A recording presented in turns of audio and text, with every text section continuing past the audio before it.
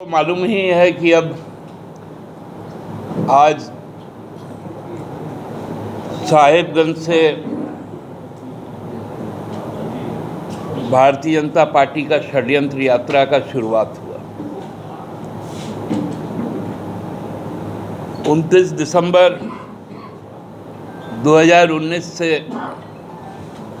जो एक षड्यंत्र का एक पूरी व्यूह रचना हुई, वो व्यूह रचना जब काम नहीं आई तो प्रत्यक्ष तौर पे आज से षड्यंत्र यात्रा के नाम से एक यात्रा शुरू हुई। अब यात्रा के रहबर कौन होंगे, उसके साथी कौन होंगे,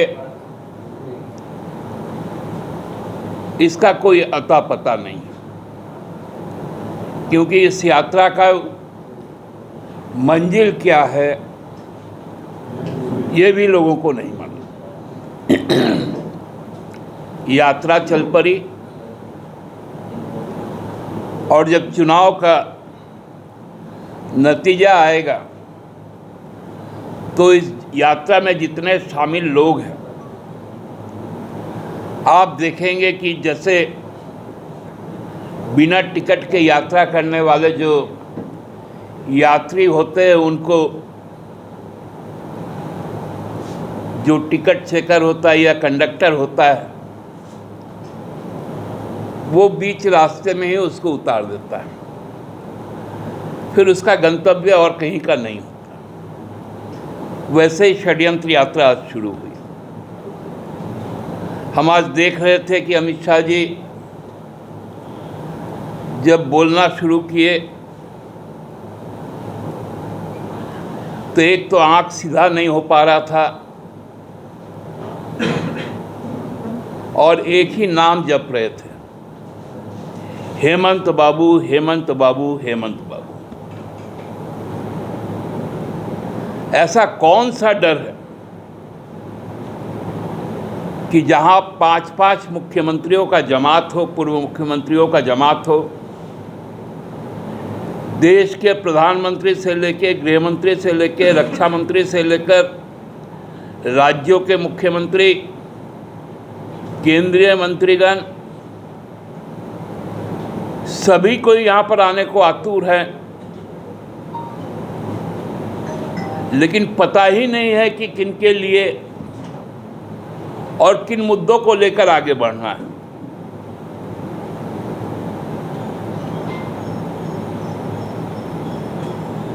हर बार जब कुछ भी बोलता था, मिला क्या, अरे तुमने दिया क्या,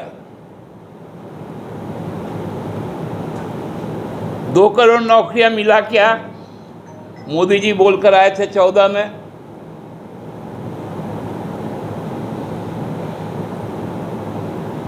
कोरोना काल में ही 20 करोड़ नौकरियां चली गई। तो मिला क्या जब लोग पूछते हैं?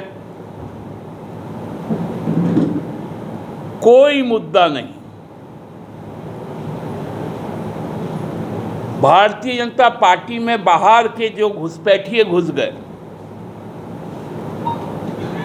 और वही भाजपा घुसपैठ घुसपैठ घुसपैठ कर रहा है।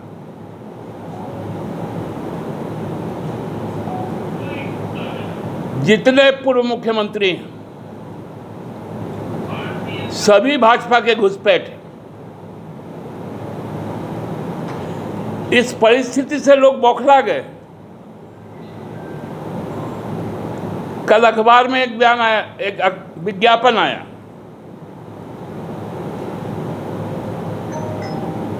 उसमें 2 आदमी का फोटो छपा, प्रधानमंत्री और नड्डा जी को छोड़कर,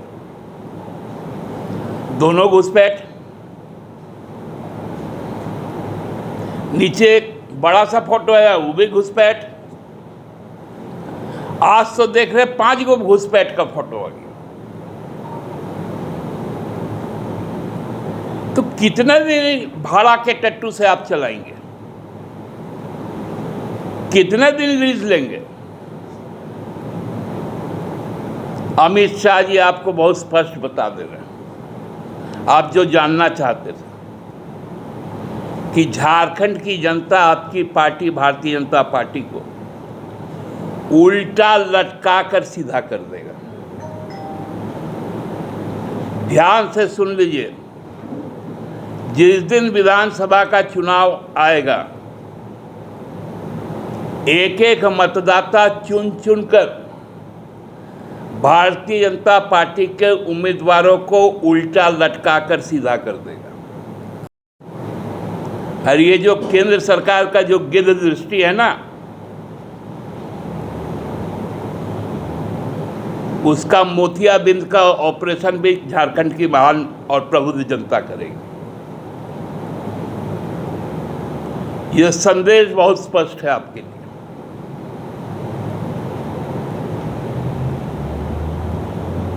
आपके झांसे में कोई नहीं आने वाला।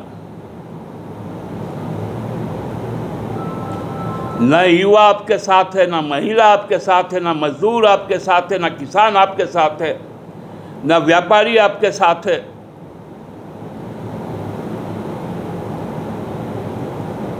आपके साथ में केवल राजनीतिक दुर्गंध पैदा करने वाले लोग हैं। लेकिन हम लोग साफ सफाई कर देंगे आप लोगों का।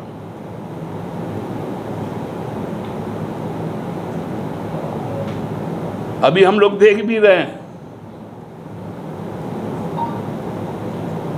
कि जिस प्रकार की छटपटाहट और जिस प्रकार का body language Bharatiya Janata party के नेताओं का है, लोगों के बीच जाने से डर रहे हैं,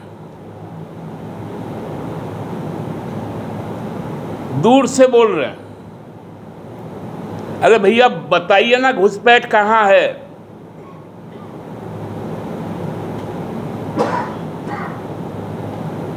मैंने तो पहले भी कहा था कि 15 तारीख को जब प्रधानमंत्री जी आए थे, उन्होंने एक गलत तथ्य को कहा कि हाईकोर्ट ने कॉन्स्टिट्यूट कर दिया। देखिए नतीजा क्या हुआ। तो करवा लीजिए ना। और झारखंड का कौन सा हिस्सा बर्मा के साथ और बांग्लादेश के साथ जुड़ता है, थोड़ा ये भी बता दीजिए।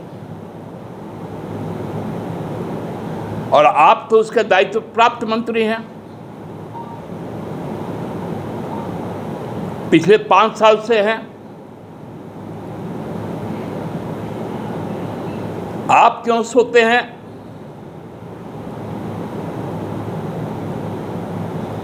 आपका पुलिस बल क्या करता है जो सीमाओं में तैनात है?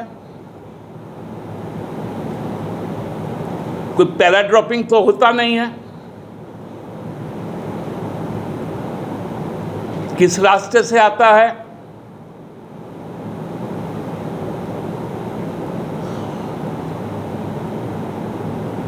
ये अनर्गल बातें करके माहौल बिगाड़ना, ये अब झारखंड की जनता बर्दाश्त नहीं करेगी। कल भी शायद कोई आएंगे, परसों भी आएंगे। ये पॉलिटिकल टूरिज्म हो रहा है।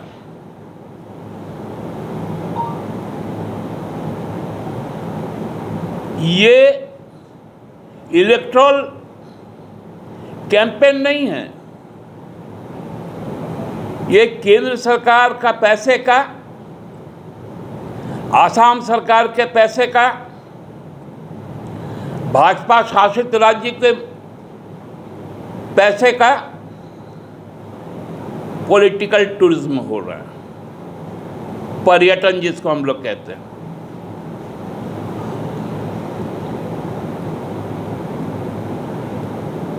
ये पर्यटन स्थल भी है, घूमने फिरने आइए।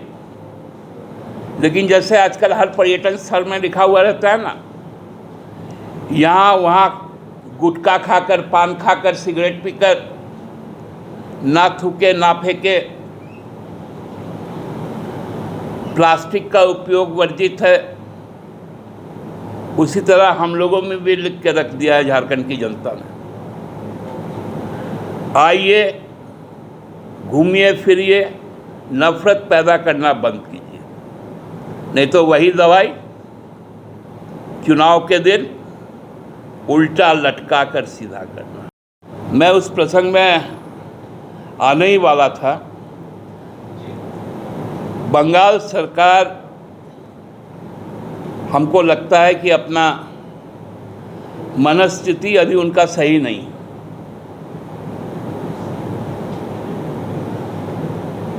झारखंड सरकार, हेमंत सोरेन की सरकार किसी के सामने घुटना टेकना नहीं जानता। घुटना टेकना होता तो आज हम लोग जेल की यात्रा और संघर्ष नहीं करते।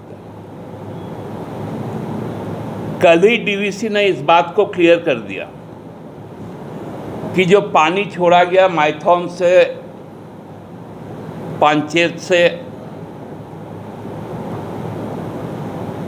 ये पानी छोड़ने का निर्णय बंगाल सरकार के जल संसाधन विभाग, झारखंड सरकार के जल संसाधन विभाग और डीवीसी का जो टेक्निकल एक्सपर्ट कमेटी है, तीनों ने मिलकर लिया। लेकिन चूंकि ममता दीदी का मानसिक अवस्था भी सही नहीं है,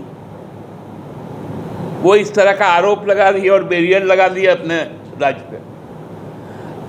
मतलब ये कौन सा कि मालवाहक वाहनों का प्रवेश, तो मालवाहक वाहन से पानी जाता है क्या कि वहाँ जाके बाढ़ करवा देगा? दीदी थोड़ा सा संवेदना रखिए। ये मसानजोट डैम का पानी डूब क्षेत्र हमारा है, सैकड़ों गांव डूब गए। 1 लीटर पानी सिंचाई का नहीं मिलता, बंगाल जाता है। माइथन पंचायत का हजारों गांव डूब गया हमारा, रॉयल्टी भी डीवीसी का आपको जाता है और बिजली भी आपको जाता है। हमको केवल 7 जिलों में बिजली मिलता है डीवीसी से, वो भी खरीदते हैं, हराम का नहीं मिलता। और आपके वहां पर 11 जिलों को मिलता है। चांडिल डैम डूबे हम लोग हैं, सैकड़ों गांव, 1 लीटर पानी हमको नहीं मिलता। थोड़ा टाटा कंपनी को मिलता है और बाकी उड़ीसा और बंगाल को मिलता है। शुक्र मनाइए कि गेट खुला है तो बाढ़ आया है। यदि डैम टूट जाता तो पश्चिम बंगाल कहाँ जाता? असल में वहाँ पर दीदी अभी थोड़ा मानसिक तौर पर संतुलित नहीं है। बहुत सारे कारण हैं, उन कारणों का चर्चा नहीं होना चाहिए। लेकिन दीदी का ये फैसला दीदी के लिए बड़ा मुसीबत बनेगा यदि झारखंड सरकार जिस दिन अपना बॉर्डर सील कर देगा तो पूरे पश्चिम, उत्तर, दक्षिण भारत से पश्चिम बंगाल कट जाएगा।